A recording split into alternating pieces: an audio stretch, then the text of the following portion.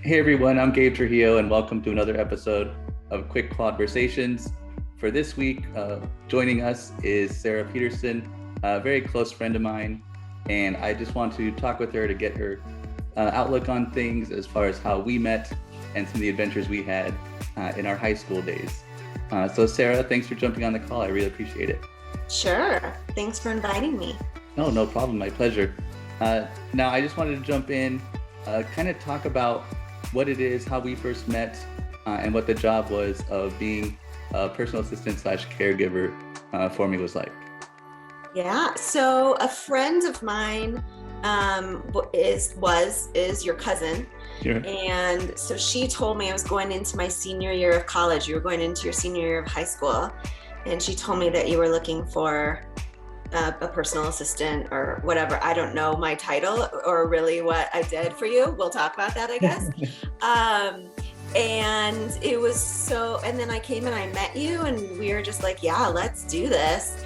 And it was great.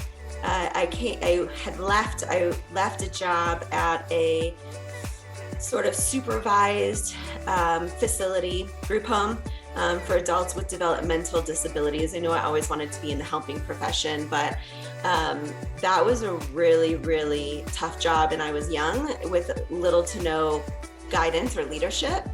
And so coming from a really intense job like that to like getting paid to hang out with you every day was like the best thing.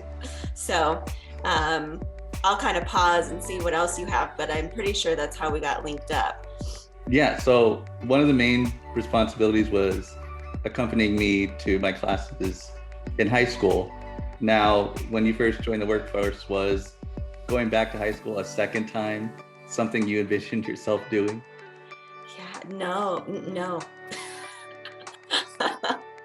And I haven't thought about it in a long time, but in terms of that piece of it, I think about you all the time. But yeah, I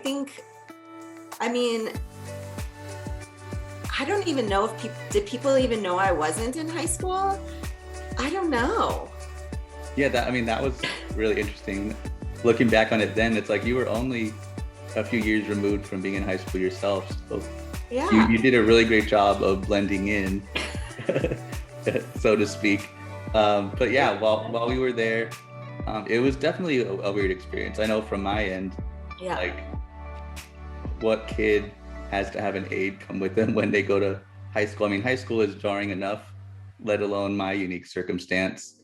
But on your end, just being somebody who was helping a person with a disability, was that weird for you at all? Like when you first started?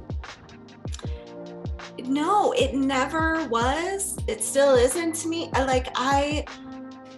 It was so, I felt like I did. I got paid to hang out with you and you're fun and we did fun things. I mean, school isn't that fun, but I do think that I kind of got a kick out of it, right? Like being the observer for seniors in high school, not having to actually do it.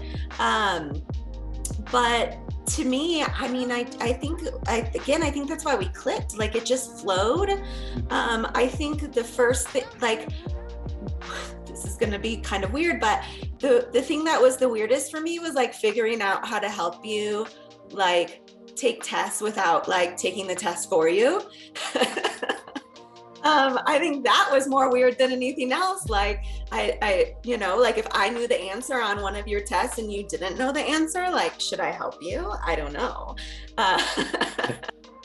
But and I don't know if people know that, but obviously I was taking notes for you and helping you go through school and, writing your tests for you. And so I think that was kind of weird. Probably there was some cheating involved. Right? Yeah. I mean, it was hardly could be avoided. I mean, at that point, we didn't know what worked and what didn't. So it was definitely an interesting dynamic for that. Now, going through the high school days, was there any particular moments or any particular person or something that kind of sticks in your mind looking back on it now? Well, So you talked about doing high school again, or that we were going to talk about how I did high school for a second time. There's lots of wonderful moments, but I loved, so I sort of went with you to your prom. So you had a date, but I went to just kind of like be available to you should you need anything. Yeah. And one of my best friends at the time missed his high school prom. And so I took him and we did prom at 21, 22 years old. And that was like really special for everyone, I think. And that was really cool. Yeah, that was kind of one of my questions actually. I was gonna talk about before, but like I had the chance to go to my senior prom. It was definitely interesting, just like being in my situation. You had to think about like what the accommodations were, how all that worked out. So it was interesting in and of itself for that. But I'm sure it was weird for you just because it wasn't really your prom, but you kind of turned it into your prom with inviting your friend to go along and interact with that. That was definitely one of the coolest moments for me. And knowing that you were there after being with you all year long in high school, it added that extra comfort level because I was a nervous kid already before I even became sick, and being shy was just my main character trait for my whole childhood. And I think just knowing that you were there in case anything did happen, because when I was there, like I always ran through every scenario of everything that could go wrong over and over and over again. That was just who I was. Like I worried nonstop. And to know that you were there was a really big help for me.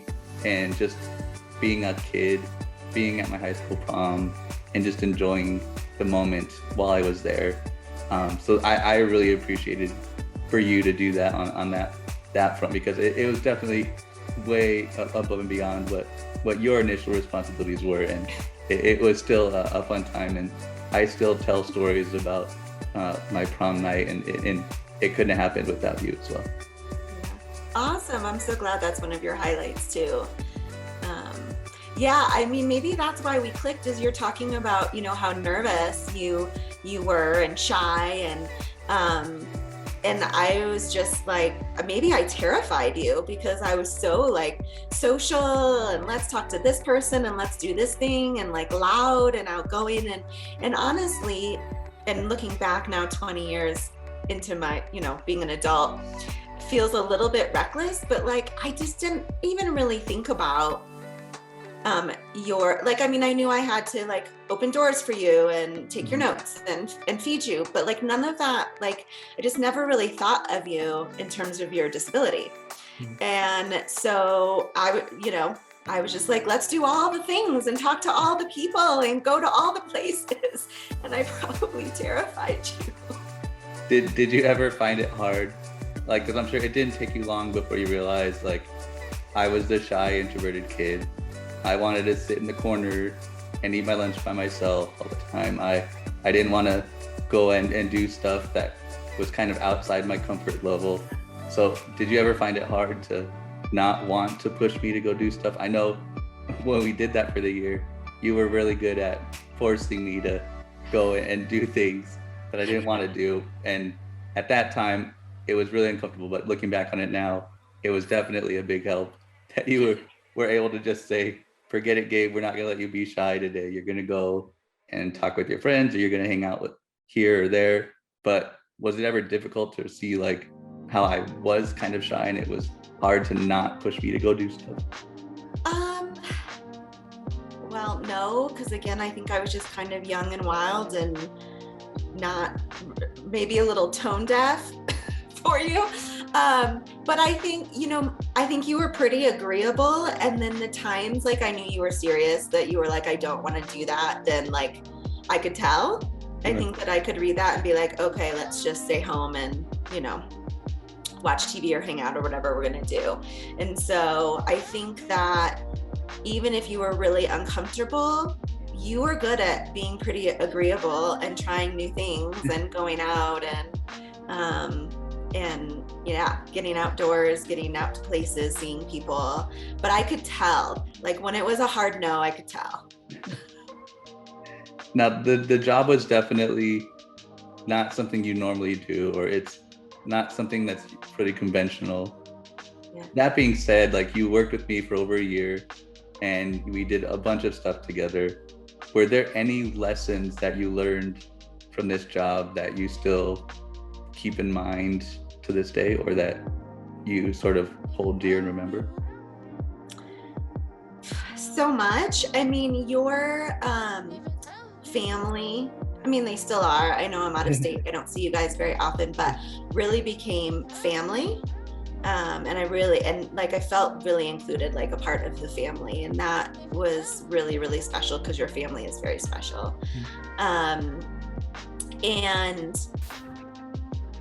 I mean, I think all the experiences, and like I said, like I felt like I was the luckiest person. Like I had the best job. Like who wouldn't want this? It doesn't even feel like a job, right? And I think just, gosh, that's a good question.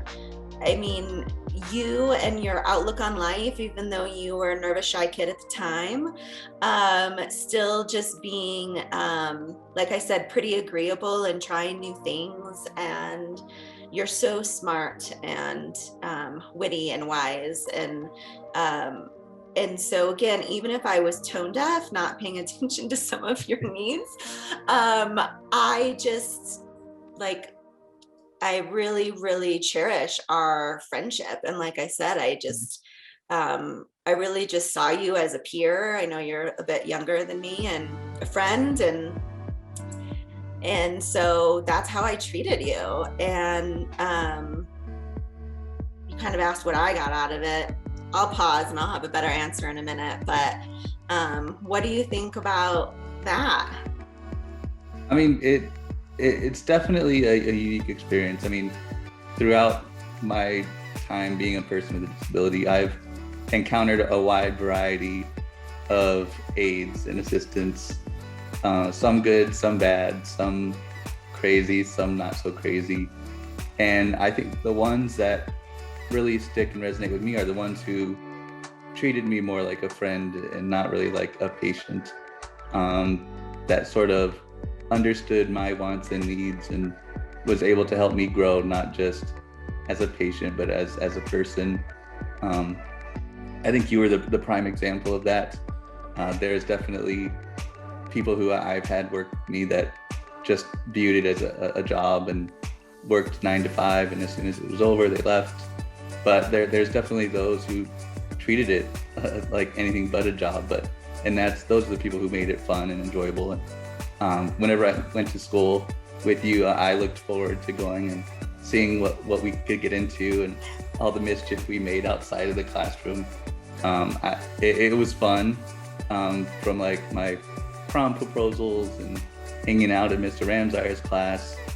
You essentially became just one of the other classmates that were there, and that was really cool to see that they brought you in and then they treated you just as much as a peer like I did. And I think once they got that acceptance of you, it made me feel more comfortable, because I was always unsure of like, well, yeah, I'm here, but then there's this person walking around with me all the time. Like, how do we treat him, or like, how do we approach her? And the more they saw us together and the more that they accepted us as our own unit, made me feel more at ease and made the high school experience that much more enjoyable. And that's something that I'll always remember and appreciate. Yeah. Yeah, but like I said, I think of you often because we're friends. So I think about you often in terms of sort of inspiration. I definitely, if I start to forget how fortunate I am to be able-bodied, I definitely think in my head about you, and how fortunate I am to be able-bodied. And so get my butt off the couch or whatever it is I'm trying to convince myself to do, because Gabe would love to do whatever it is that I'm avoiding with my able body. And so that is always kind of there in my head as a way to make sure that I take advantage of that. And again, just, you and your family's attitude, you adapted the house and all the things you needed to do in the first I mean, sure, you continue to update it, right? But in the first couple of years after you came home from the hospital, and like outside of that, everyone just, you know, your family is so like grateful and positive and kind and generous, and I think that helped me as well to not kind of hone in on your disability, right? Because your family did it and you did it.